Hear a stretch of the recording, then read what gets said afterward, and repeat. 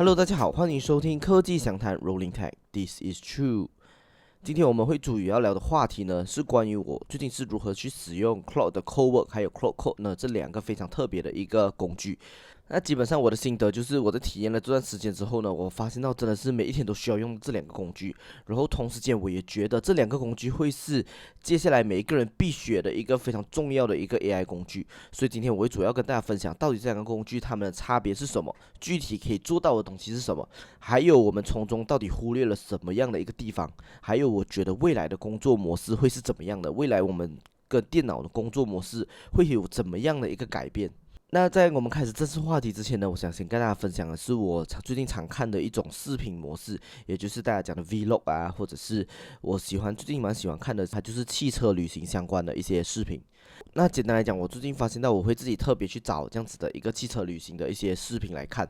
当然，这个东西我觉得是因为演算法的关系，但同时间我也觉得是因为我自己其实可能对于这样子的一个生活有某一种向往，比如说我可能会很喜欢露营，或者是很喜欢一边开着汽车一边去很远的地方旅行，中间的那个过程我是很喜欢的。从某种程度来说，可能也是跟电车或者是跟汽车有一种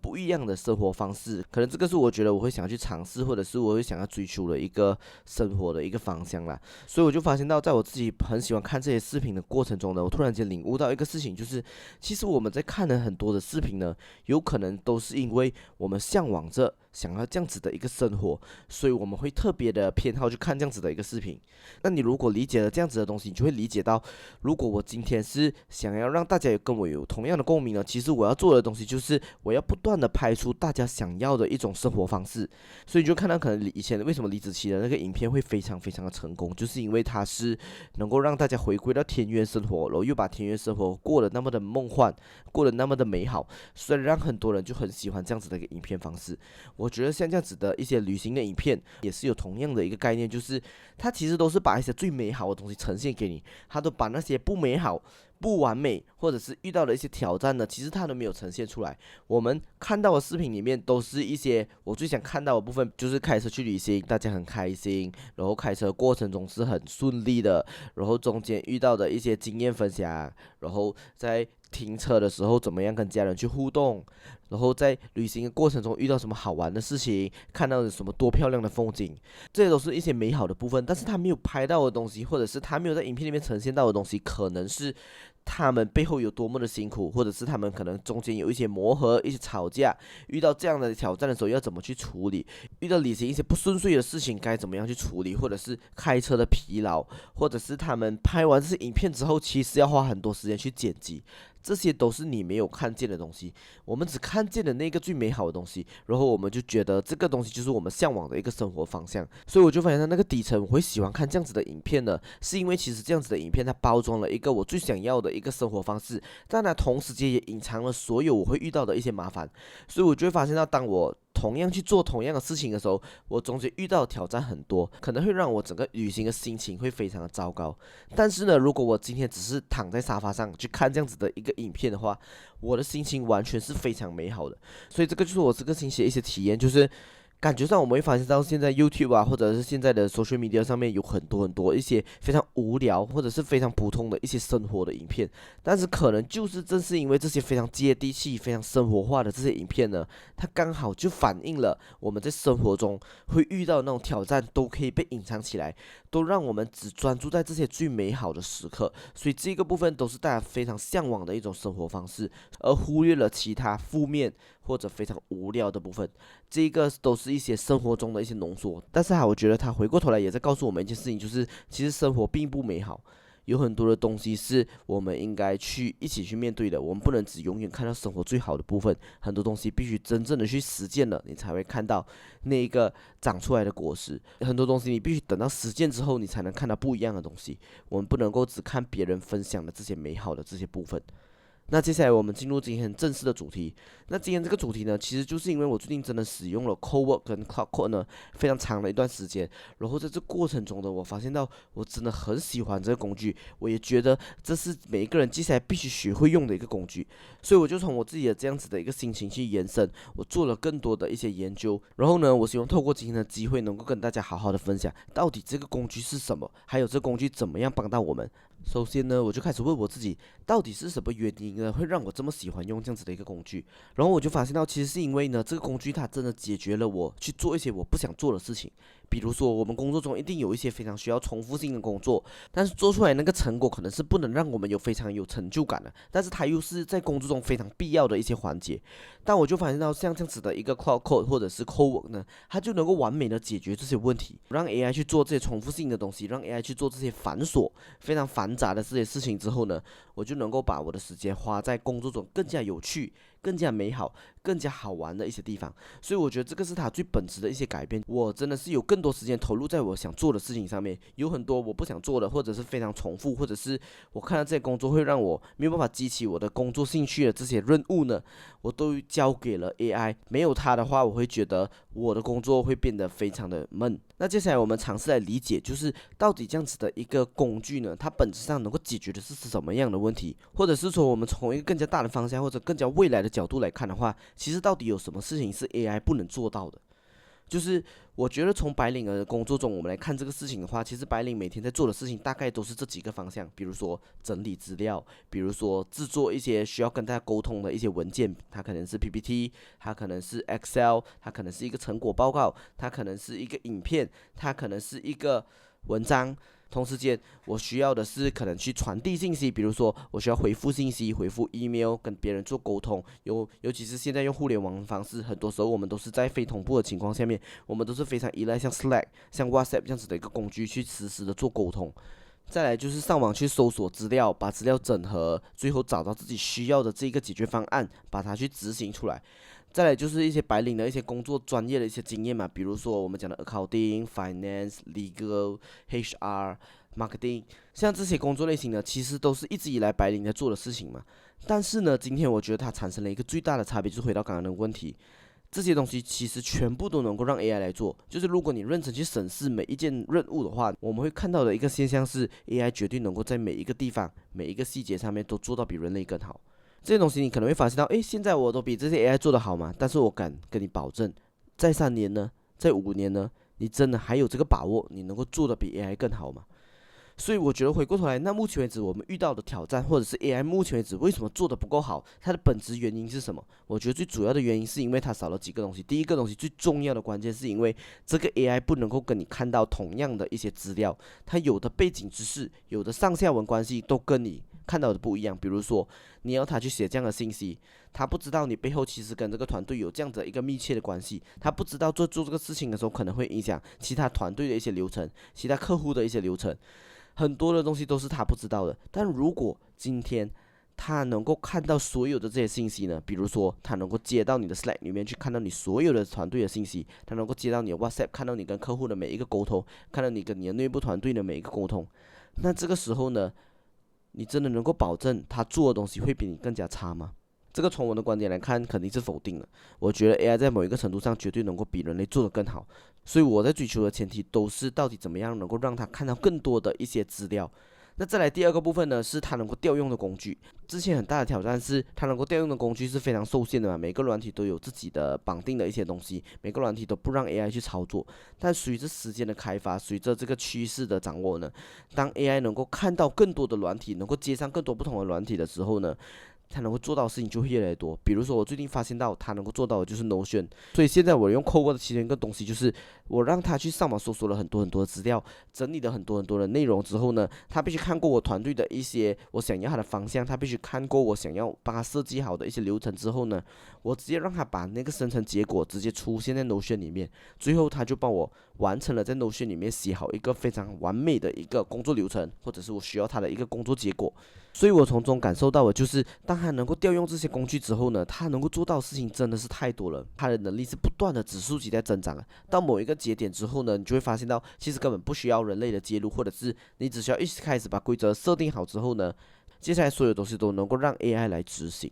那再来最后一个肯定是你人类的一些经验，比如说你对于特定东西的一些做事方式，比如说你在工作上的流程必须是从这样子1 2 3 4 5，或者是必须是从6 7 8，或者是在这过程中我一定会先做了一个竞争对手不会做的事情，或者是我最大的秘密就是在于我这个部分我做了一个大家都没做到的东西，有很多这样子的一些秘籍，有很多这样子的一些能力呢。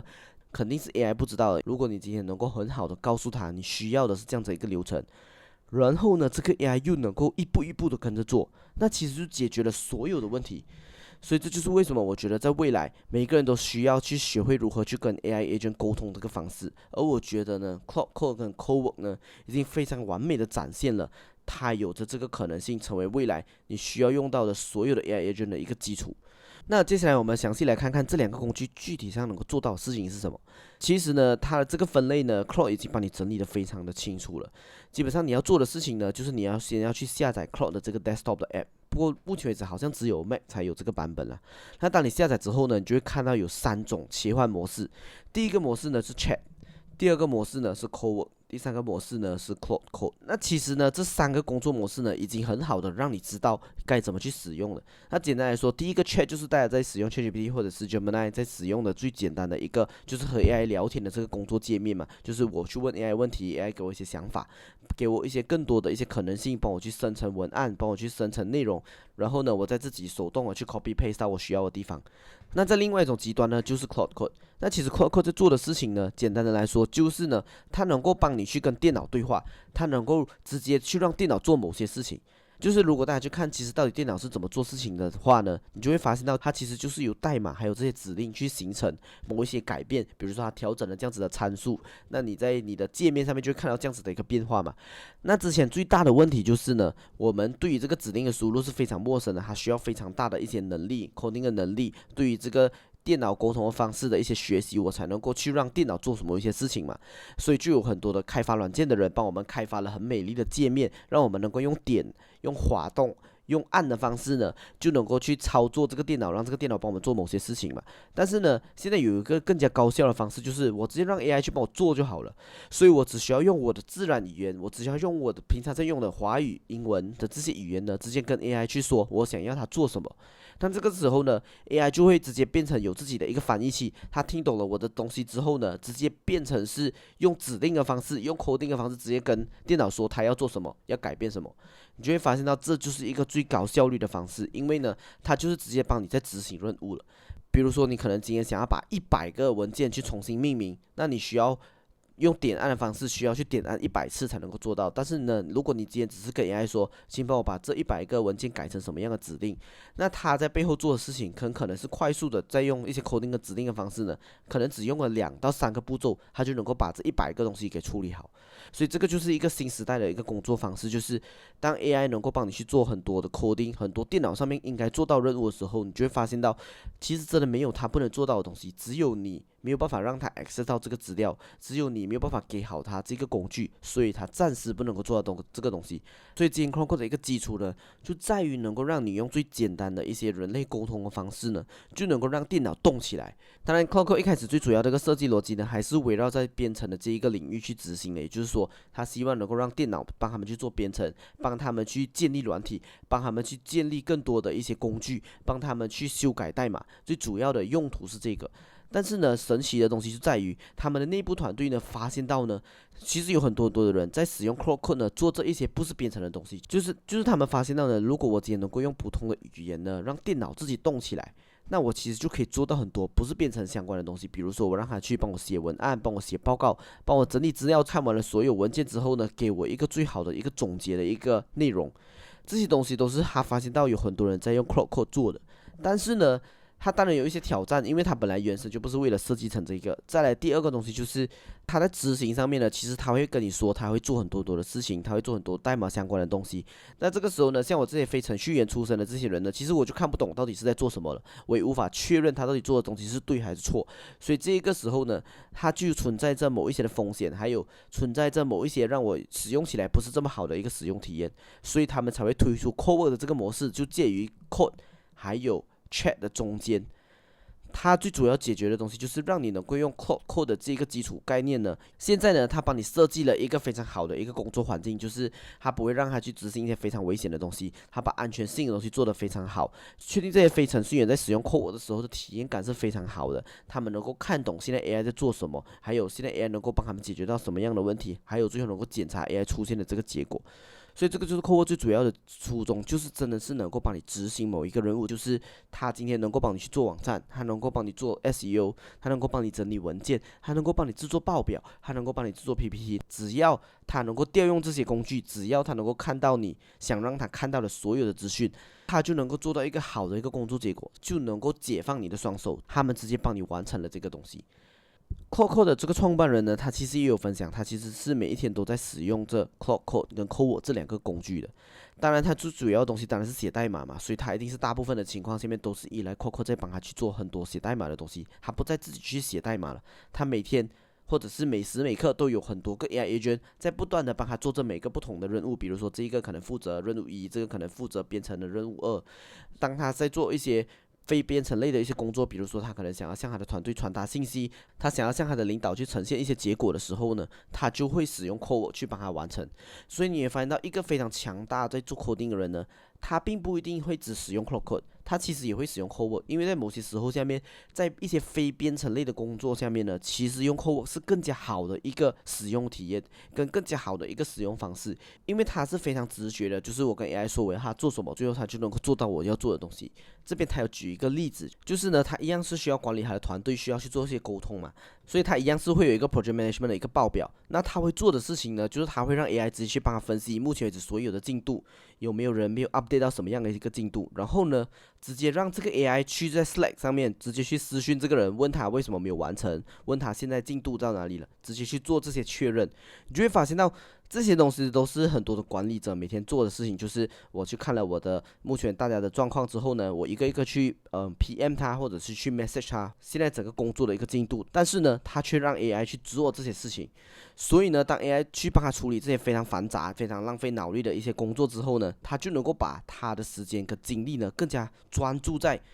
更加好玩或者更加有趣，或者是对整个团队更加重要的事情上面，比如说去构想整个团队的一些未来，比如说去帮整个团队制定方向，一些需要面对面、需要去直接建立关系的一些沟通呢，我就有更多时间能够去做这个事情。这个也是我其实在体验了整个 Code 跟 Cloud Code 之后呢，最大的一个感受，就是我发现到我现在做的事情呢，就是我会在早上的时间，或者是午餐的时间，或者是